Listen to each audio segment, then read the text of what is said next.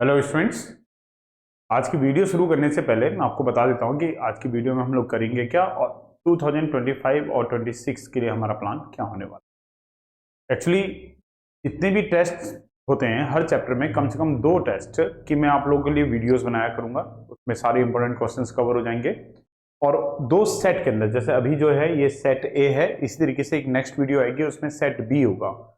तो 2 सेट के अंदर मैं किसी भी हर एक चैप्टर को इंक्लूड करूंगा और सारे इंपॉर्टेंट क्वेश्चंस के अंदर आपको प्रोवाइड करवा दूंगा।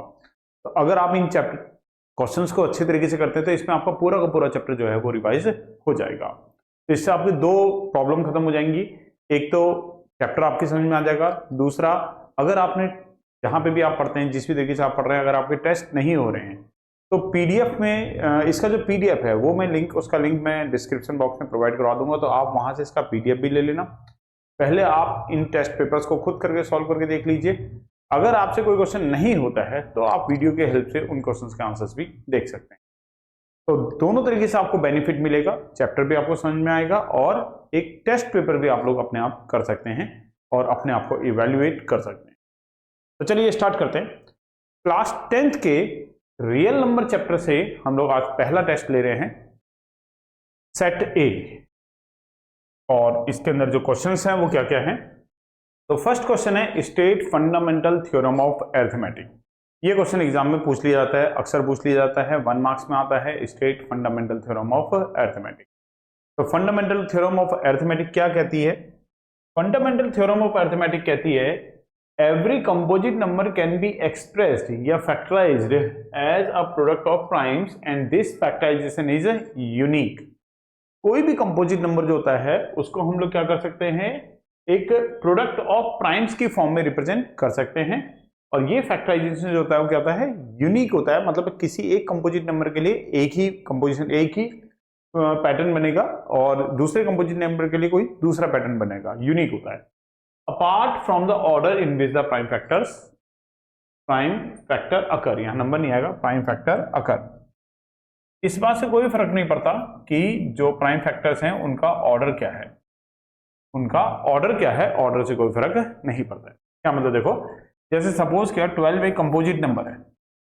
अब 12 को अगर हम प्राइम फैक्टराइज करते हैं तो 12 के प्राइम फैक्टराइजेशन आ जाएगा 2 6 जा 12, 2 3 जा 6, 3 1 जा 3। तो 12 के प्राइम फैक्टराइजेशन में आएगा 2 इंटू 2 इंटू 3, 2 इंटू 2 इंटू 3। तो इस तरीके से कोई भी कंपोजिट नंबर जो होता है वो प्राइम फैक्टर्स के प्रोडक्ट की फॉर्म में लिखा जा सकता है और ये यूनिक है। अगर 2 इंटू 2 इंटू 3 12 के लिए है तो ये केवल 12 के लिए है, ये और किसी के लिए भी नहीं होगा। तो यही कह रहा था कि कंपोजिट नंबर को हम प्राइम फैक्टर्स की फॉर्म में, के प्रोडक्ट की, प्राइम नंबर्स के प्रोडक्ट की फॉर्म में रिप्रेजेंट कर सकते हैं और ये यूनिक होगा, हर एक नंबर के लिए एक ही होगा। अगर आपने कोई दूसरा नंबर ले लिया, जैसे 2 ले लिया या 3 ले लिया या 3 ले लिया, तो ये कोई दूसरा ही नंबर आएगा। 3 3 9 जा 18, तो ये 18 के फैक्टर्स हैं। ठीक है, तो एक जो फैक्टर्स होंगे वो केवल किसी एक नंबर के लिए एक जैसे ही रहेंगे, दूसरे नंबर के लिए वो फैक्टर्स होंगे वो चेंज हो जाएंगे, बदल जाएंगे। तो ये होती है फंडामेंटल थ्योरम ऑफ अरिथमेटिक। तो आपको थ्योरी लिखनी है इसकी, तो थ्योरी का क्वेश्चन बनेगा, ये 1 मार्क्स में क्वेश्चन आता है। इसके अलावा इसी क्वेश्चन के साथ मैंने एक क्वेश्चन और अटैच कर रखा है कि check whether 8 raised to the power n will end with the digit 0 for any natural number n। क्या 8 की पावर n जो है, क्या उसका end कभी 0 पे होगा? अगर हम n की जगह पे कोई भी नेचुरल नंबर डालें तो क्या उसका end जो है वो कभी भी 0 पे होगा या नहीं होगा, इसका पता करना है हमें। तो देखिए कैसे करेंगे। जैसे हमारे पास है 8 raised to the power n। अगर 8 को हम प्राइम फैक्टराइज करें, 8 को प्राइम फैक्टराइज करें तो 2 4 जा 8, 2 2 जा 4 और 2 1 जा 2। तो 8 के प्राइम फैक्टराइजेशन में 2 आएगा, 2 आएगा और 2 आएगा और n, मतलब 2 की पावर 3 हो गया। ये 2 की पावर 3 है और उसकी पावर n है। तो अगर 8 के प्राइम फैक्टराइजेशन में, अगर 8 के प्राइम फैक्टराइजेशन में 2 और 5 दोनों आ रहे हैं, तब तो इसका n 0 पे हो सकता है। n की वैल्यू किसी कोई ना कोई नेचुरल नंबर के लिए इसका n 0 पे हो सकता है। लेकिन अगर 8 के प्राइम फैक्टराइजेशन में 2 एंड 5 दोनों, गौर करना दोनों, कोई एक नहीं, केवल 8 से काम नहीं चलेगा, हमें 2 भी चाहिए और 5 भी चाहिए। अगर दोनों आ रहे हैं तब तो इसका n 0 पे होगा। अगर दोनों में से कोई एक मिसिंग है या दोनों ही मिसिंग है तो इसका मतलब चाहे हम n की वैल्यू कुछ भी नेचुरल नंबर डाल दें, इसका n जो होगा वो कभी भी 0 पे नहीं होगा। तो हम लिख सकते हैं कि prime factorisation of 8 does not contain 2 and 5 both, दोनों इसमें नहीं आ रहे हैं। सो 8 raised to the power n will never end with 0, इसका n कभी भी 0 पे नहीं होगा। for any natural number n, किसी भी नेचुरल नंबर के लिए इसका जो एंड होगा वो कभी भी 0 पे नहीं हो पाएगा। क्यों? क्योंकि प्राइम फैक्टराइजेशन में 2 और 5 दोनों नहीं आ रहे हैं। तो ये तो फर्स्ट क्वेश्चन हुआ। अब आते हैं सेकंड क्वेश्चन पे। सेकंड क्वेश्चन है the HCF and LCM of 2560 and 1960 using prime factorisation method. अच्छा, फाइंड करना है, फाइंड आउट करना है एचसीएफ और एलसीएम, लेकिन किस मेथड से फाइंड आउट करना है? प्राइम फैक्टराइजेशन के मेथड से। तो कैसे करेंगे देखिए, अगर हम 2520 का प्राइम फैक्टराइजेशन करें तो 2 1 जा 2, 2 2 जा 4, 2 6 जा 12, 0, 2 6 जा 12, 2 3 जा 6, 0, 2 3 जा 6, 2 1 जा 2, 2 5 जा 10, 3 1 जा 3, और यहाँ पे 2 डिजिट एक साथ ले रहे हैं तो 0, 3 5 जा 15, फिर 3 3 जा 9, 3 5 जा 15, फिर 5 7 जा 35 और 7 1 जा 7। इसी तरीके से अगर 1960 का भी प्राइम फैक्टराइजेशन करें तो 2 9 जा 18, कैरी 1, 2 8 जा 16 और 0, फिर 2 से दोबारा हो जाएगा 2 4 जा 8, 2 9 जा 18, 0, फिर 2 से दोबारा हो जाएगा 2 2 जा 4, 2 4 जा 8, 2 5 जा 10। अब 2 से तो नहीं हो पाएगा तो ये हो जाएगा, 3 से भी नहीं हो पा रहा है तो 5 से कर लेते हैं। 5 4 जा 20, 5 9 जा 45, 7 7 जा 49 और 7 1 जा 7। तो ये हो गया हमने इसका प्राइम फैक्टराइजेशन। तो इस तरीके से 2520 का जो प्राइम फैक्टराइजेशन आया उसमें 2 कितनी बार आ रहा है? 3 बार, 3 आ रहा है 2 बार। तो 2 3 बार है तो 2 की पावर 3, 3 2 बार है तो 3 की पावर 2, 5 भी है और 7 भी है तो मल्टीप्लाई में 5 और मल्टीप्लाई में 7, मल्टीप्लाई में 5 और मल्टीप्लाई में 7। ऐसे ही 1960 का अगर हम प्राइम फैक्टराइजेशन करें तो 2 इसमें 3 बार है, 5 एक बार है और 7 जो है इसमें 2 बार है। अब क्वेश्चन में उसने हमसे एचसीएफ भी पूछा है और एलसीएम भी पूछा है। तो एचसीएफ की अगर हम बात करें तो एचसीएफ होगा जो दोनों में कॉमन नंबर है, 2 इसमें भी है 2 इसमें भी है, तो जो दोनों में कॉमन नंबर होगा उसकी छोटी पावर जो होती है वो एचसीएफ में लिखी जाती है। तो छोटी पावर दोनों में सेम ही है तो 2 की पावर 3 आ जाएगी, और 3 जो है वो 2520 में तो है लेकिन 3 जो है वो नीचे वाले में नहीं है, तो ये एचसीएफ में नहीं आएगा, एचसीएफ में ये नहीं आएगा। 5 दोनों में है तो 5 आ जाएगा, 7 दोनों में है और छोटी पावर कितनी है? 7 की पावर 1। इस तरीके से इसको अगर हम मल्टीप्लाई करेंगे तो ये आ जाएगा हमारे पास, मल्टीप्लाई करने पर 7 4 जा 28, 280 आ जाएगा। तो इस तरीके से इसका जो एचसीएफ हो जाएगा वो जाएगा 280। और अगर हम एलसीएम की बात करें तो एलसीएम जो है वो जो दोनों में कॉमन है, भाई 2 इसमें भी है, 2 की पावर 3 इसमें भी है, 2 की पावर 3 इसमें भी है, उसकी क्या लिखनी है? बड़ी पावर लिखनी है, तो 2 की पावर 3 आएगा। और जो दोनों में कॉमन नहीं है एलसीएम में वो भी आएगा, 3 इसमें है लेकिन 3 इसमें नहीं है, पर ये एलसीएम में आएगा। तो एलसीएम में कितना आएगा? ये 3 की पावर 2। 5 दोनों में ही है तो एलसीएम में आ जाएगा, पर बड़ी पावर सेम ही है तो 5 की पावर 1। 7 दोनों में है, जो बड़ी पावर है वो एलसीएम में आ जाएगी। अब इसको मल्टीप्लाई करेंगे, 2 2 जा 4 जा 8 हो जाएगा, 3 3 जा 9 हो जाएगा, ये 5 हो जाएगा और ये 49 हो जाएगा। तो अगर आप इसको मल्टीप्लाई करोगे तो मल्टीप्लाई करके आपको इसका मिल जाएगा 17640। इन सारे नंबर्स को अगर हम आपस में मल्टीप्लाई करेंगे तो इनको मल्टीप्लाई करके 17640 आ जाएगा, जो कि इसका क्या हो जाएगा? एलसीएम। तो एचसीएफ और एलसीएम तो हमने फाइंड आउट कर लिया, फर्स्ट पार्ट तो हो गया, लेकिन क्वेश्चन अभी खत्म नहीं हुआ है, क्वेश्चन आगे भी है। ऑल्सो चेक द आंसर, ये जो आंसर हमने निकाला है इसको हमें चेक भी करना है। चेक कैसे करते हैं? चेक करने के लिए हम एक बात जानते हैं कि एचसीएफ और एलसीएम का जो प्रोडक्ट होता है, हम एक बात जानते हैं चेक करने के लिए कि एचसीएफ और एलसीएम का जो प्रोडक्ट होना चाहिए वो हमेशा प्रोडक्ट ऑफ 2 नंबर्स, दोनों नंबर के प्रोडक्ट के इक्वल होना चाहिए। अब ये चेक कर लेते हैं कि इनका जो प्रोडक्ट है वो सेम आ रहा है या नहीं आ रहा है। अगर सेम आ रहा होगा तो इसका मतलब हमने आंसर सही निकाला है, सेम नहीं आ रहा होगा तो इसका मतलब आंसर गलत होगा। तो इसको चेक करने के लिए हम लोग क्या करेंगे, पहले HCF और LCM को ही मल्टीप्लाई करके देख लेते हैं। HCF को मल्टीप्लाई कर लेते हैं LCM के साथ, तो HCF की वैल्यू है 280 और LCM की वैल्यू है 17640। थोड़ी बड़ी मल्टीप्लाई है। मैं आपको डायरेक्ट आंसर बता देता हूं कि इसको मल्टीप्लाई करके आ जाएगा 4939200 ये आ जाएगा। और दूसरी साइड से हम दोनों नंबर्स का प्रोडक्ट निकालते हैं, प्रोडक्ट ऑफ टू नंबर्स भी निकालेंगे। तो टू नंबर्स का अगर हम प्रोडक्ट निकालें तो नंबर्स हमारे पास थे 2520 1960, तो 2520 और 1960 को हमें क्या करना पड़ेगा, मल्टीप्लाई। तो 2520 और 1960 को अगर हम मल्टीप्लाई करेंगे तो इसको भी आप मल्टीप्लाई कर लेना, थोड़ी मल्टीप्लिकेशन बड़ी है पर मल्टीप्लाई करके आएगा इतना ही, 4939 और 200 आ जाएगा, सेम आ जाएगा। तो अगर HCF और LCM का मल्टीप्लाई करने पर जो नंबर है उनके प्रोडक्ट के इक्वल आ रहा है तो इसका मतलब हमारी जो कैलकुलेशन है HCF और LCM की वो सही है। अगर नहीं आ रहा था तो कहीं ना कहीं कुछ ना कुछ गलती होती। अगर ये दोनों चीज सेम आ गई है तो अब हम लिख सकते हैं कि HCF इंटू LCM जो है, HCF इंटू LCM जो है वो इक्वल टू आ गया किसके, प्रोडक्ट ऑफ टू नंबर्स के, प्रोडक्ट ऑफ टू नंबर्स का ये इक्वल आ गया। तो इसका मतलब हमारी जो कैलकुलेशन है वो कैलकुलेशन सही है, या हम ऐसे भी बोल सकते हैं कि हमारा जो आंसर है वो आंसर हमारा करेक्ट है। हमें चेक करना था कि हमारा आंसर सही है या गलत है, तो हमारा आंसर सही है। चलिए नेक्स्ट क्वेश्चन पे आते हैं। इसके बाद नेक्स्ट क्वेश्चन है कि 4 क्लॉक्स रिंग, बहुत इंपॉर्टेंट क्वेश्चन, इस टाइप के क्वेश्चन एग्जाम में आते हैं।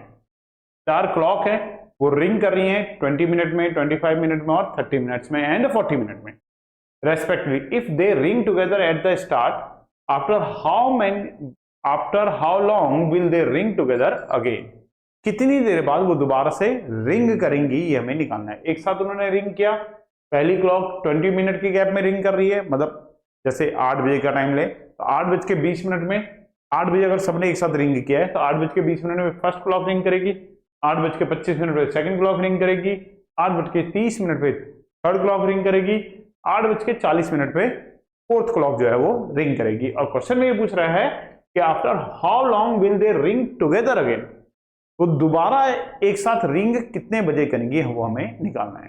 तो देखिए वो जो समय होगा वो समय इस टाइम से तो ज्यादा ही होगा, 20 मिनट, 25 मिनट, 30 मिनट, 40 मिनट, इस टाइम से क्या होगा वो ज्यादा होगा। तो कभी भी अगर आपको ऐसा नंबर चाहिए, आपको जो रिजल्ट है अगर वो ऐसा नंबर आना है कि वो इन सभी नंबर से बड़ा नंबर हो और इनका मल्टीपल हो, तो ऐसे में हमें क्वेश्चन में क्या फाइंड आउट करना होता है, एलसीएम। बड़े नंबर के लिए क्या फाइंड आउट करना होता है, एलसीएम। और अगर क्वेश्चन की लैंग्वेज में हमें पढ़ के ये समझ में आ रहा है कि जो नंबर हमें चाहिए वो इनसे छोटा नंबर चाहिए, तो इसका मतलब हमें इसमें क्या निकालना होता है, एचसीएम। तो इस क्वेश्चन में हमें वो टाइम बताना है जब वो एक साथ रिंग करेंगी, तो डेफिनेटली हम इसमें क्या फाइंड आउट करेंगे, इसका एलसीएम फाइंड आउट कर रहे हैं, क्योंकि वो टाइम इनसे बड़ा टाइम होगा, इनका मल्टीपल होगा। तो 20 मिनट पहला है, तो इसको अगर प्राइम फैक्टराइज करें तो 2 10 जा 20, 2 5 जा 10, 5 1 जा 5। ऐसे ही 25 तो बहुत सिंपल है, 5 5 जा 25, 5 1 जा 5। ऐसे ही 30 का भी बहुत सिंपल है, 2 से 2 1 जा 2, 2 5 जा 10, 3 5 जा 15, 5 1 जा 5। ऐसे ही 40 का भी बहुत आसानी से हो जाएगा, 2 से होगा तो 20, फिर 2 से होगा तो 10, फिर उसके बाद 2 से होगा तो 5, फिर उसके बाद 5 से होगा तो 1। तो इस तरीके से 20 के प्राइम फैक्टराइजेशन में आया 2 की पावर 2 इंटू 5। 25 के प्राइम फैक्टराइजेशन में आया 5 की पावर 2। 30 के प्राइम फैक्टराइजेशन में आया 2 × 3 × 5। और 40 के प्राइम फैक्टराइजेशन में आया 2 की पावर 3 इंटू 5। और हमें फाइंड आउट करना है इन तीनों का एलसीएम, चारों का, इन चारों का हमें क्या निकालना है, एलसीएम। और एलसीएम में हम जानते हैं कि जो कॉमन होता है उसकी किधर लेते हैं हम, बड़ी पावर, लेकिन जो कॉमन नहीं होता है उसको भी लेते हैं। तो जैसे 2 इसमें भी है, 2 इसमें भी है, 2 इसमें भी है, तीनों में है, कॉमन है, बड़ी पावर कितनी आएगी, 2 की पावर 3। जो बड़ी पावर है वो है 2 की पावर 3। इसी तरीके से 3 केवल इसमें है, पर एलसीएम में तो सारा ही आता है, एलसीएम में तो हम कुछ भी छोड़ते नहीं है। 5 इसमें भी है, 5 इसमें भी है, 5 इसमें भी है, 5 इसमें भी है। सबसे बड़ी पावर कितनी है 5 की, 5 की पावर 2। इस तरीके से इसको जब मल्टीप्लाई करेंगे तो ये आ जाएगा हमारे पास, मल्टीप्लाई करने पर इसके आपस में मल्टीप्लाई करेंगे तो 3 टू जा 600 आ जाएगा। इसका मतलब 600 मिनट के बाद ये सारी क्लॉक्स जो हैं वो एक साथ दोबारा से रिंग करेंगी। 600 मिनट के बाद वो सारी क्लॉक्स एक साथ रिंग करेंगी। इसका मतलब all clocks will ring together, all clocks will ring together after 600 minute. 600 minute के बाद वो रिंग करेंगी। अब अगर मिनट में काफी बड़ा नंबर है तो आप इसको 60 से डिवाइड कर लोगे तो 60 से डिवाइड करने पे ये 10 आवर भी हो जाएगा। 600 को अगर हम 60 से डिवाइड करेंगे तो 0 कैंसिल हो जाएगा, 6 10 60 हो जाएगा और 10 आवर में भी हम इसको बोल सकते हैं कि 10 घंटे के बाद वो सारी की सारी जो बेल्स होंगी, वो सारी की सारी क्लॉक्स होंगे, वो एक साथ रिंग कर जाएंगी। तो ध्यान रखना इस टाइप के क्वेश्चन में हम लोग क्या फाइंड आउट करते हैं, एलसीएम फाइंड आउट करते हैं। नेक्स्ट क्वेश्चन पे आते हैं। इसके बाद नेक्स्ट क्वेश्चन है the LCM of two numbers is 14 times their HCF. दो नंबर्स हैं, उनका जो एलसीएम है वो 14 टाइम्स है उनके एचसीएफ का। The sum of the LCM and HCF is 600। HCF और एलसीएम का जो सम दे रखा है वो दे रखा है 600। If one of the number is 280, उनमें से कोई एक नंबर है 280 तो दूसरा नंबर हमें फाइंड आउट करना है। तो चलिए कैसे करेंगे, देखिए हमें ये दे रखा है कि एलसीएम 14 टाइम्स है एचसीएफ का, तो लेट कर लेते हैं कि जो एचसीएफ है वो x है। तो एलसीएम इसका 14 टाइम्स है तो एलसीएम हो जाएगा 14x।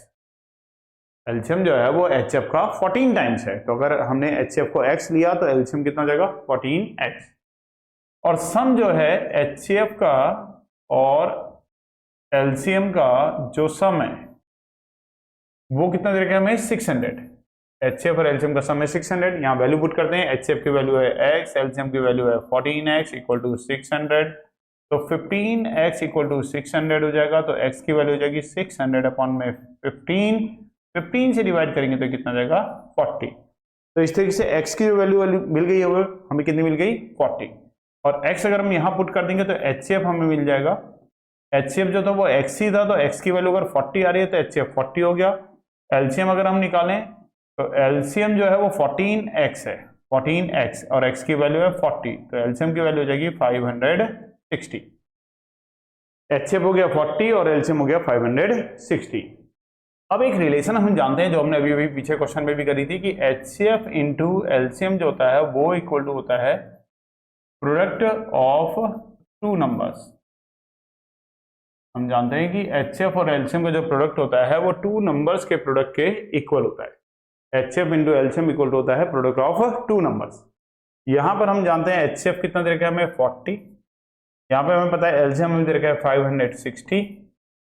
यहाँ पे हमें जो प्रोडक्ट दे रखा है नंबर्स का, अच्छा नंबर्स में भी एक नंबर हमें पता है कितना है, one of the two number is 280। एक नंबर हमें 280 पता है, मतलब हमें फर्स्ट नंबर तो पता है, जो फर्स्ट नंबर है वो हमें पता है कि वो 280 है। फर्स्ट नंबर जो है वो 280 है। और लेट कर लेते हैं जो सेकेंड नंबर होगा, सेकेंड नंबर जो हो जाएगा वो कितना हो जाएगा, सपोज क्या वो y है, सपोज कर लेते हैं जो सेकेंड नंबर है वो y है। तो प्रोडक्ट ऑफ टू नंबर्स का मतलब first number into second number, तो फर्स्ट नंबर है 280, फर्स्ट नंबर है 280 और सेकेंड नंबर हमने अभी लिया कितना y, तो ये 280 अपॉन में आ जाएगा, तो 40 इंटू 560 अपॉन में 280 और इसको सिंप्लीफाई करके यहां से हमें y की वैल्यू मिल जाएगी जो कि हमारा सेकंड नंबर हो जाएगा। जीरो कैंसिल करेंगे, 18 टू जा 56 होता है, तो इस तरीके से y की वैल्यू हो जाएगी 80 और जो सेकंड नंबर होगा वो हमारे पास कितना जाएगा 80 आ जाएगा। तो सेकंड नंबर जो होगा वो 80 होगा और यही हमारा इसका आंसर हो जाएगा। चलिए नेक्स्ट क्वेश्चन पे आते हैं। इसके बाद क्वेश्चन नंबर 5 है, find the smallest number which when increased by 20 is exactly divisible by 90 and 144। हमें तो सबसे छोटा नंबर चाहिए जिसमें 20 बढ़ाने पर, इंक्रीज करने पर वो 90 से और 144 से डिविजिबल बन जाएगा।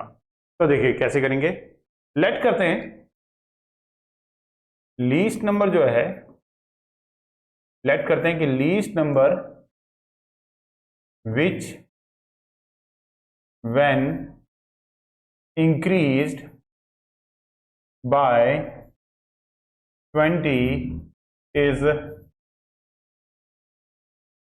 exactly divisible by 90 and 144 is x। Suppose क्या x वो नंबर है, x वो नंबर है जिसमें अगर हम 20 इंक्रीज कर दें तो वो 90 से और 144 से एग्जैक्टली डिविजिबल हो जाएगा। तो देखिए, अगर हम सिंपल ये बात करते हैं कि हमें एक ऐसा नंबर पता करना है जो 90 से और 144 से दोनों से डिविजिबल है, तो ऐसा नंबर तो एलसीएम से ही मिलेगा। एलसीएम का मतलब क्या है? लीस्ट कॉमन मल्टीपल, मतलब एक ऐसा नंबर जो उन सभी नंबर से डिवाइड हो रहा है। तो अगर हमें 90 से और 144 से डिवाइड होने वाला नंबर चाहिए तो इतना तो क्लियर है कि ये नंबर हमें कैसे मिलेगा? इन दोनों के एलसीएम से।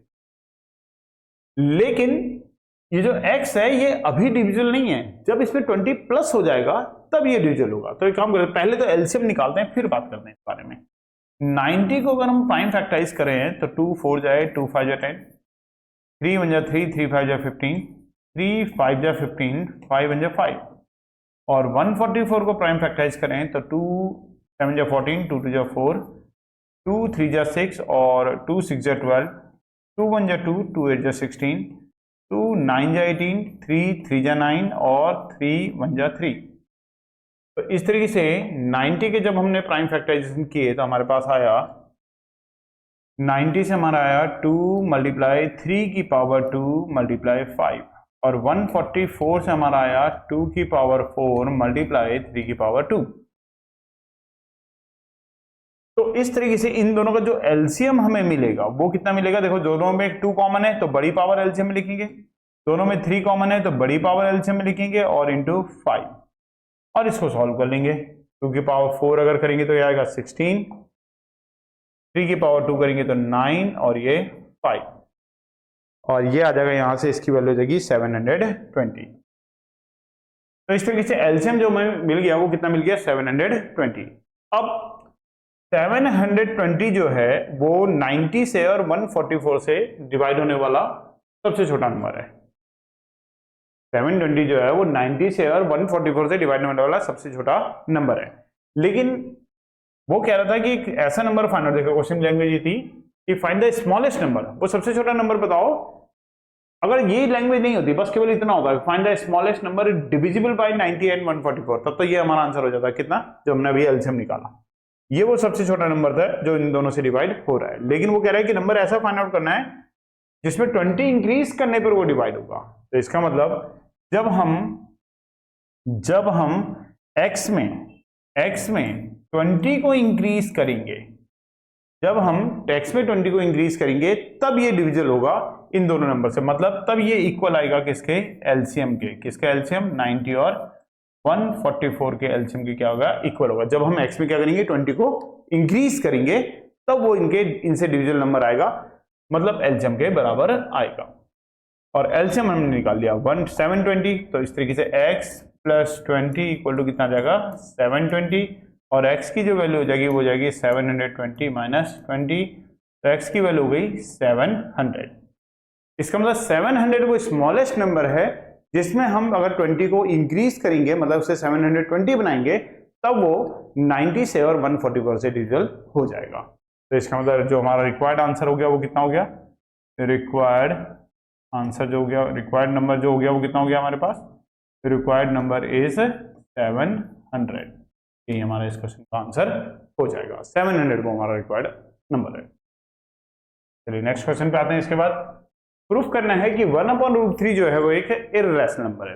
ये कैसे करेंगे? इसको एज्यूम करते हैं, कॉन्ट्राडिक्शन मेथड यूज करते हैं ऐसे क्वेश्चंस में। जब हमें इर्रेशनल नंबर प्रूफ करना हो तो हम लोग जो मेथड यूज करते हैं उस मेथड का नाम है कॉन्ट्राडिक्शन मेथड। तो हम एज्यूम कर रहे हैं कि 1/√3 जो है इज अ रैशनल नंबर। हमने एज्यूम किया कि 1/√3 जो है वो एक रैशनल नंबर है। अगर 1/√3 एक रैशनल नंबर है तो हम लेट कर सकते हैं कि 1/√3 इक्वल टू किसके होगा? P/Q के। अगर ये रैशनल नंबर है तो इसका मतलब रैशनल नंबर किसके इक्वल होता है? P/Q के होता है। ये डेफिनेशन है रैशनल नंबर की, वेयर Q जो होगा वो नॉट इक्वल टू 0 होगा एंड P/Q जो होंगे वो कैसे होंगे? Are coprime integers. ये को प्राइम इंटीजर होंगे P और Q। यहां से अगर हम क्रॉस मल्टीप्लाई करते हैं तो q इक्वल टू आ जाएगा √3p। फिर इसमें करेंगे स्क्वायरिंग बोथ साइड। अगर करते हैं स्क्वायरिंग बोथ साइड तो स्क्वायरिंग बोथ साइड करने पर q के ऊपर आ जाएगा स्क्वायर और यहां पर आ जाएगा √3p के ऊपर भी आ जाएगा स्क्वायर। इस तरीके से हमारे पास जो नंबर आएगा वो क्या आएगा, q square equal to 3p square. अगर q स्क्वायर की वैल्यू 3 इंटू पी स्क्वायर आ रही है तो इसका मतलब क्या हुआ कि q स्क्वायर जो है वो 3 से डिविजिबल है। अगर q स्क्वायर की वैल्यू 3 इंटू समथिंग आ रही है तो इसका मतलब क्या हुआ कि q square is divisible by 3। और अगर q स्क्वायर 3 से डिविजिबल होगा तो q is also divisible by 3 हो जाएगा। एक प्रॉपर्टी चलती है लेकिन केवल प्राइम नंबर के लिए चलती है। ये एक प्रॉपर्टी होती है लेकिन ये प्रॉपर्टी केवल और केवल किसके लिए होती है, प्राइम नंबर्स के लिए होती है, सबके लिए नहीं होती है। ये कंपोजिट नंबर के लिए नहीं होती है। प्रॉपर्टी क्या है कि if p square is divisible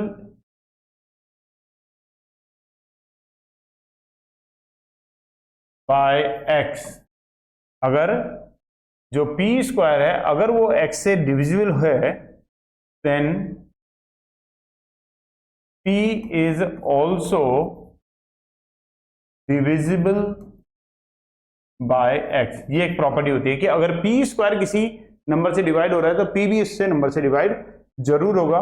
लेकिन रेस्ट्रिक्शन ये है कि where x is a prime number, जो x नंबर होना चाहिए, x जो होना चाहिए वो एक प्राइम नंबर होना चाहिए।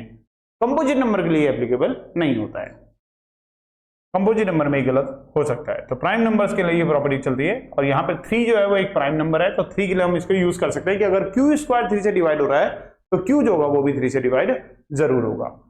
अब अगर q 3 से डिविजिबल है तो लेट कर लेते हैं यहाँ पे, अगर q 3 से डिविजिबल है तो लेट कर लेते हैं q इक्वल टू 3r। अगर q 3 से डिविजिबल है तो हम लिख सकते हैं q equal to 3r where r is any integer.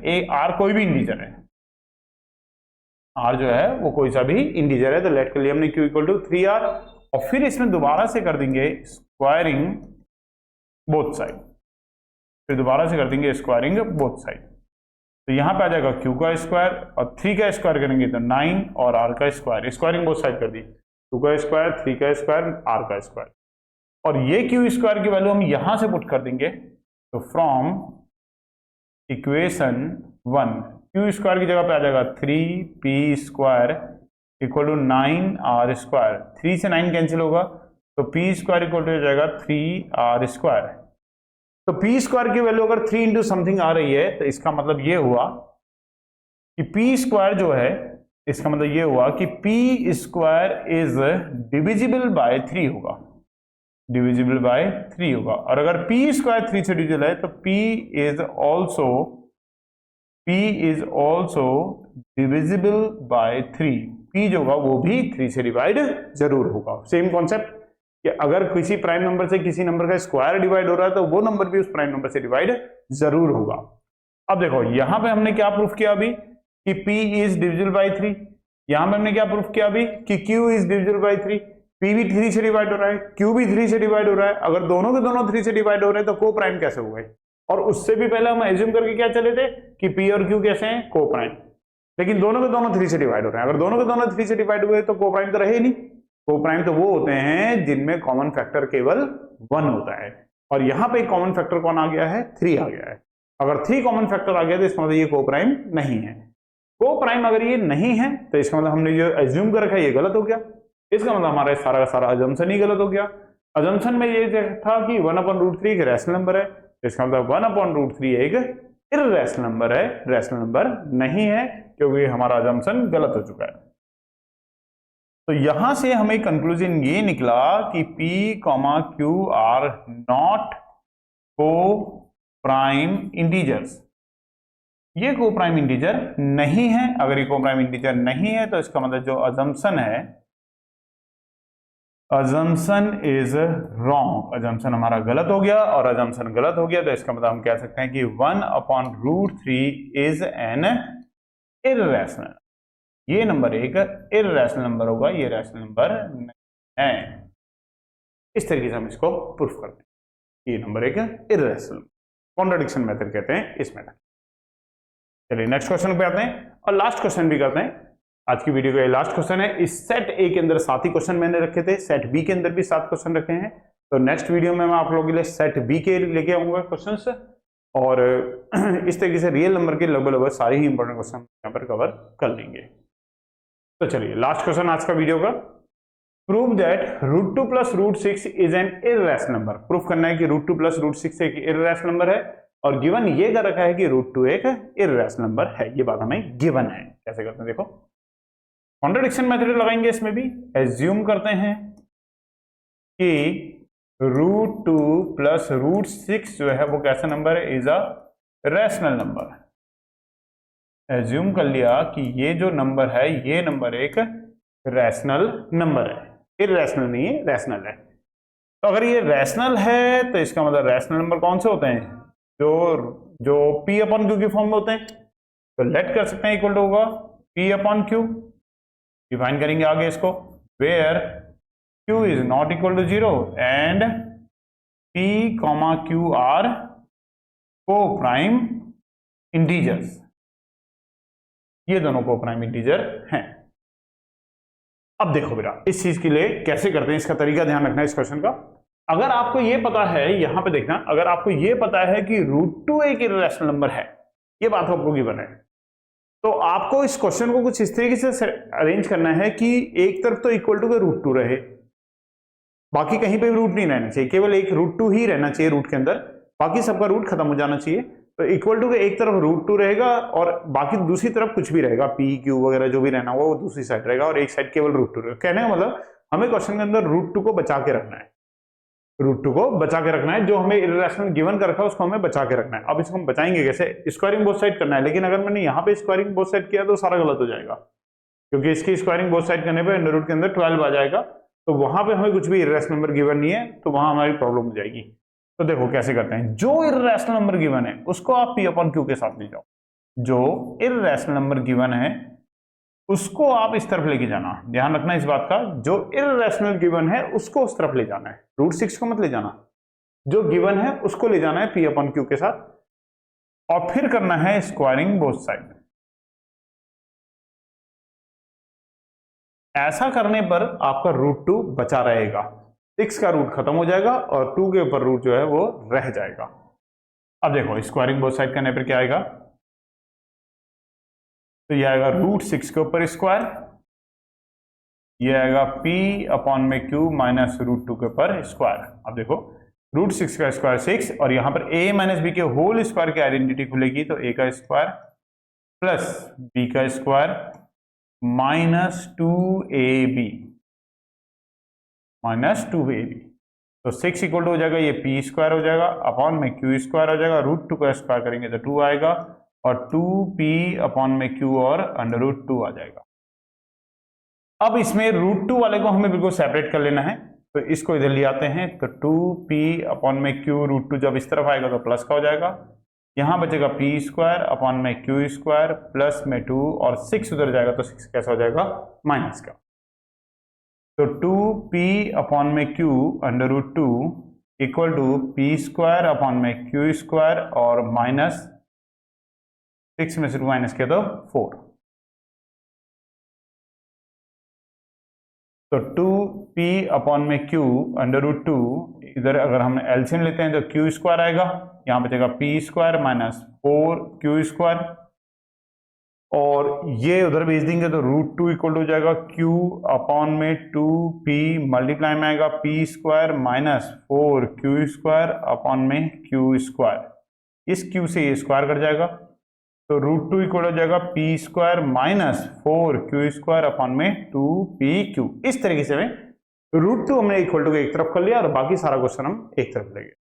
अब यहां पे हम जानते हैं कि जो √2 एक ऐसा नंबर है इर्रेशनल नंबर, ये हमें क्वेश्चन में गिवन है कि √2 जो है वो कैसा नंबर है, एक इर्रेशनल नंबर। क्वेश्चन के अंदर ये बात हमें गिवन है कि √2 जो है √2 इज एन इर्रेशनल नंबर, ये एक इर्रेशनल नंबर है। और ये वाला जो नंबर है p² माइनस 4q² अपॉन में 2pq, ये एक रैशनल नंबर होगा। क्यों? क्योंकि p और q क्या है? इंटीजर्स। तो p और q अगर इंटीजर है, आप कोई भी इंटीजर अगर यहाँ पे रखोगे तो पक्की बात है q 0 नहीं लेना, तो जीरो के अलावा q में 0 के अलावा कुछ भी अगर तुम यहाँ डालोगे तो कोई ना कोई आपको रैशनल नंबर यहाँ पर ये मिलेगा, इज अ रैशनल नंबर। तो ये हमारी अंडरस्टैंडिंग है कि ये नंबर जो है इर्रेशनल है और ये नंबर जो है रैशनल है। तो इर्रेशनल नंबर रैशनल नंबर के इक्वल तो हो ही नहीं सकता भाई, √2 इर्रेशनल है और दूसरा वाला जो है रैशनल है, पर कभी भी इर्रेशनल नंबर जो होता है वो रैशनल नंबर के बराबर नहीं होता है। तो ये बात हमें पता है कि √2 जो है वो नॉट इक्वल टू होगा p² minus 4q² upon 2pq के इक्वल नहीं होगा। जबकि हमने एज्यूम के हिसाब से लेके चले थे, एज्यूम के हिसाब से ये दोनों कैसे आ रहे थे? इक्वल आ रहे थे। पर लॉजिकली हम इस बात को जानते हैं एक नंबर इर्रेशनल नंबर है, एक नंबर रैशनल नंबर है, तो इक्वल कैसे होगा? इक्वल तो हो ही नहीं सकता, तो इक्वल तो है नहीं है। तो इसका मतलब हमने ये जो प्रूफ कर रखा है यहाँ पर ऊपर जो दिखा रखा है ये गलत हुआ। इसका मतलब गलत होने का मतलब क्या हुआ कि हमारे पूरा क्वेश्चन शुरू से जो हमने एज्यूम करके वो सारा का सारा ही गलत हो गया। हमारे जो एजम्पशन है ये सारा, क्योंकि इसी से तो आया वो भाई, इसको सॉल्व करके √2 plus √6 equal to p upon q को सॉल्व करके तो हमने ये प्रूफ किया था कि √2 equal to p² minus 4q² upon 2pq, और ये गलत है। अगर ये गलत है तो इसका मतलब ये पूरा का पूरा गलत ही हो गया। अगर ये गलत है तो इसका मतलब सारा का सारा क्या हो गया? गलत हो गया। सारा का सारा मतलब √2 प्लस √6 को जो हमने रैशनल नंबर लिया हुआ है ये भी क्या हो गया? गलत हो गया। और इस तरीके से √2 प्लस √6 कैसा नंबर हो जाएगा? इर्रेशनल नंबर, क्योंकि असम्पशन जो है वो गलत हो चुका है, असम्पशन हमारा गलत हो चुका है। तो अगर ये दोनों इक्वल नहीं है तो हम कह सकते हैं कि हमारा जो असम्पशन है, जो हमारा असम्पशन है, असम्पशन इज रॉन्ग। और असम्पशन के रॉन्ग होने का मतलब ये हुआ कि √2 plus √6 is an irrational number. ये एक रैशनल नंबर नहीं है बल्कि एक इर्रेशनल नंबर है।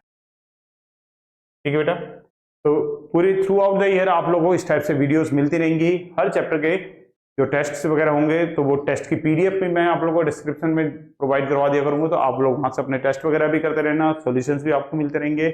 तो एक बहुत अच्छी प्रैक्टिस आप लोग की हो जाएगी।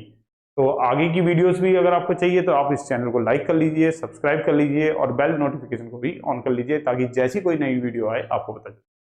केवल 10th क्लास की वीडियोस नहीं आएंगी यहाँ पर, 9th क्लास के लिए भी आएंगी, 11th क्लास के लिए भी आएंगी और 12th क्लास के लिए भी। थैंक्स बेटा।